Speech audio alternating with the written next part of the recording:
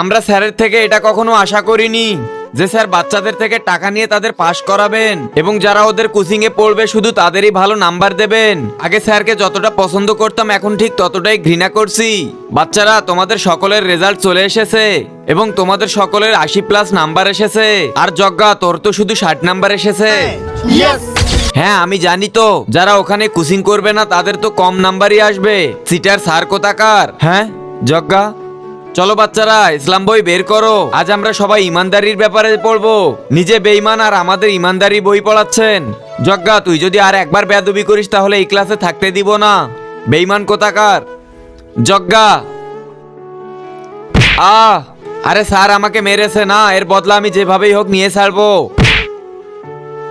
Principal sir, আমি শুধু ধনী স্যারকে এতটুকুই জিজ্ঞেস করেছিলাম যে আমার কম নাম্বার এসেছে কেন, তাই স্যার আমাকে মারলো। কি, চলো আমার সঙ্গে। তার আগে তোমার জীবনে যদি এই জায়গাটা যাওয়ার একবারও ইচ্ছে থাকে তাহলে ভিডিওতে লাইক দিয়ে চ্যানেলটি সাবস্ক্রাইব করে দাও আর কমেন্টে আমিন লিখে যাও। স্যার আপনি যজ্ঞাকে এত কম মারছেন কেন? এটাকে তো আরো বেশি মারা উচিত ছিল।